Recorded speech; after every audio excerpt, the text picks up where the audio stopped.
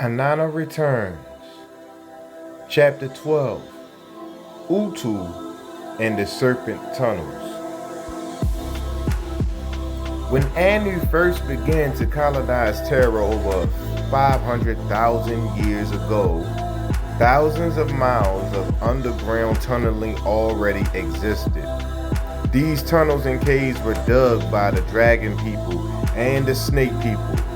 Anu fought not only for Terra in those early days, but also for these tunnels, which are of crucial strategic value because they hold the time portals. As we exist in a different time frequency, none of us can enter the dimension of Terra without using the time portals.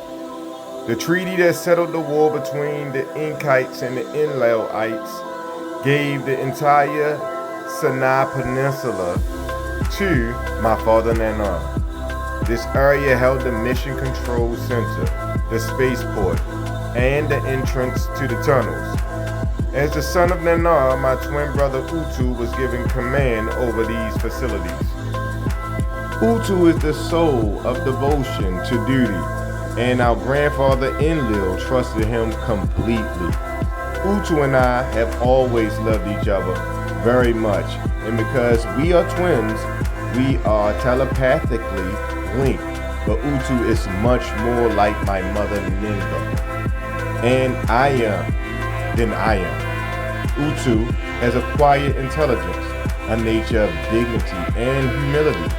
I am more like my father Nana, adventurous and passionate. My father could charm anyone with his dark, mysterious gaze. Utu, as I have said, was exceptionally fond of Gilgamesh, and truly wanted to help him.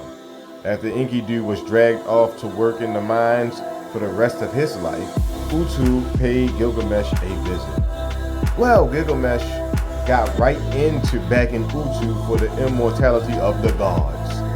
Utu suggested to Gilgamesh that if he could somehow prove his worthiness to the other gods, perhaps he might be granted at least an extended life.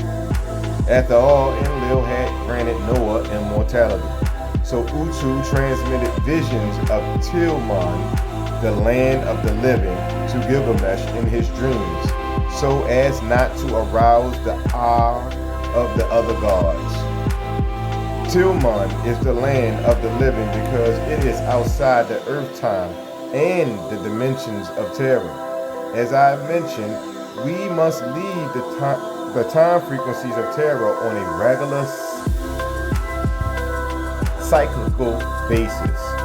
If we did not, our bodies would eventually become bound to Terra and we would age as humans do. We all travel periodically to Tilman and had quite beautiful homes there. To reach Tilman, one must travel through the snake tunnels. The tunnels themselves are wonderful. Originally formed by the snake worms, the tunnels flow as concentric circles in endless turns. The light in these places glows a greenish gold and shows the walls to be glistening with a slimy substance.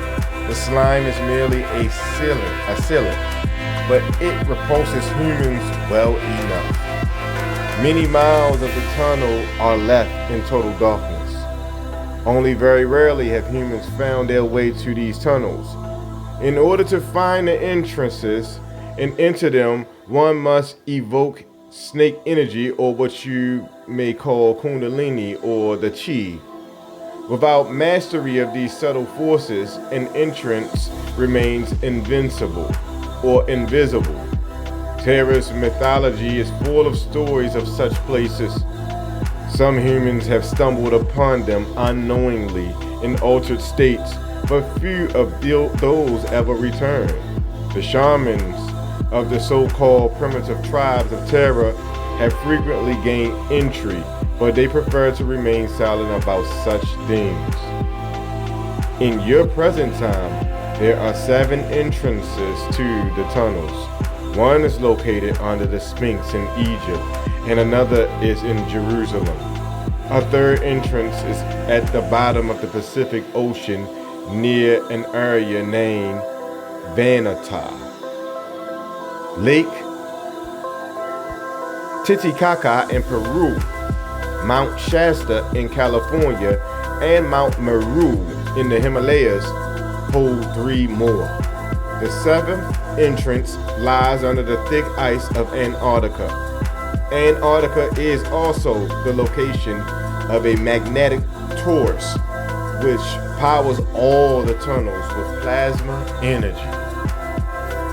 In dreams, Utu told Gilgamesh that by entering the serpent tunnels, he would find Til-Mun, the land of the living where Noah, the survivor of the great flood, lived. If Gilgamesh could find Noah, perhaps Noah would give him the secret of immortality. Since the tunnels were his domain, Utu planned to help Gilgamesh through by projecting a few useful holograms into Gilgamesh's brain to urge him along. I myself was pretty bored by the whole Gilgamesh affair, which wasn't an affair for me. But Utu couldn't stop himself from telling me every detail of poor Gilgamesh's journey. Utu watched each step his precious grandson took. Later, the Lulas shared his avid interest, and the legend of Gilgamesh's search for immortality became very popular.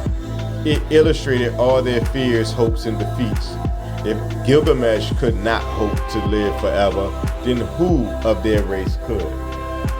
Enki, in the early days of colonizing Terra, had expanded the tunnels. Enki found the worm method too slow, so he used antimatter beams to evaporate the rock. In places, this process left large bubbles on the walls which reflected light in an eerie manner. Enki loved them and was quite pleased with his bubble tunnels. Enki was always coming up with these genetic mutant things in his laboratory in the Apsu, so he created quantities of ugly monsters to guard the tunnel entrances which led to other dimensions. With a little help from Utu, Gilgamesh crossed the mountains and reached the entrance to one of the tunnels. There he ran into some of Enki's scorpion gods, monsters with human legs and scorpion-like heads and bodies. They gave Gilgamesh quite a shock. The scorpion gods warned Gilgamesh of the endless dark tunnels which became a maze of death for most humans and refused to let him enter. Then, as if by magic, Utu gave the signal to let Gilgamesh pass. For what seemed like an eternity, Gilgamesh wandered in total darkness through the tunnel maze, bumping into the walls, bruising his body, and calling out wildly to Utu. The air was so thick that Gilgamesh could barely breathe, but hour after hour he continued his journey. He began to think himself mad as he imagined all sorts of terrible demons shoving him against the slimy walls. All sense of direction was lost, and blackness became his only reality. Then something extraordinary happened. Gilgamesh began to see in the dark, but not in his normal way. Rather, he saw with the eye of a god.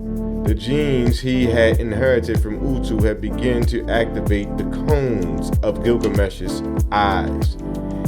At first, he saw only subtle golden outlines of the bubble walls, like an infrared picture. And even though he still walked in complete blackness, the outlines were vivid enough to guide him on and prevent him from battering his body on the walls. Emerging from the tunnel, Gilgamesh entered the Garden of the Gods. At first he was dazed, but soon began to refresh himself with fruit and water. Gilgamesh was in one of my great-grandmother's Antu's famous gardens. She built these things not only on Nibiru, but anywhere Anu would let her. There are many legends concerning these gardens because aside from real fruit and flowers, there's always the section formed of gold and precious stones. Imagine grapevines rot from gold and silver with grapes of amethyst and peridot. Rows of golden wheat and corn abounded, and among a plethora of artistic perfections, the roses were the most wondrous. Antu had made this art form into a Palladian passion, and the noble woman competed with each other in centenary competitions by projecting holograms of their gardens across the galaxies.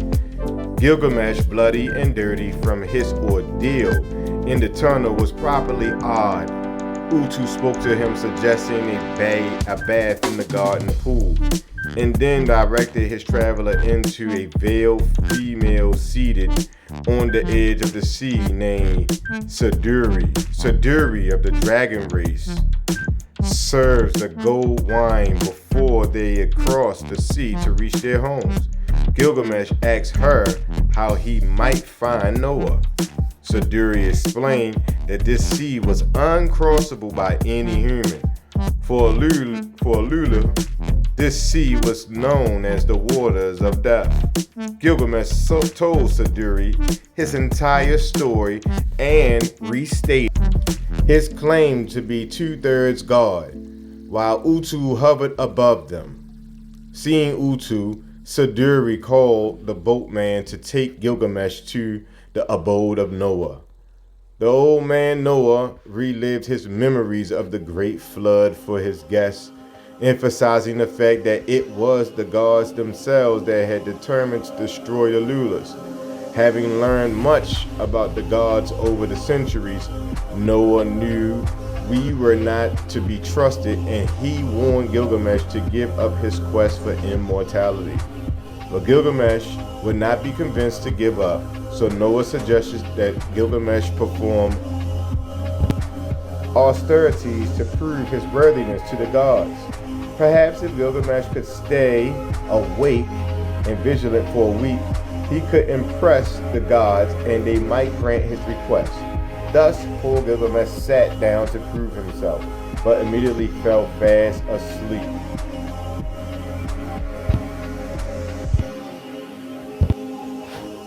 Exasperated, Noah then told Gilgamesh of a plant that grew on the bottom of the sea which might make him immortal.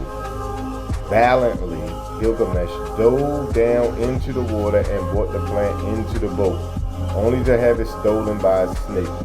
The immortality of the gods was forever lost to Gilgamesh, even with all of Utu's help. Utu was heartbroken, but there was nothing left my brother could do for Gilgamesh. It was the law. The Lulas must remain in a state of unawareness, a kind of sleep. Eons ago, genetic manipulations had taken their divinity from them. Even Utu's love for Gilgamesh could not change that. Gilgamesh returned to Europe, where he ruled until his death, and where he was known as the one who had seen the tunnels.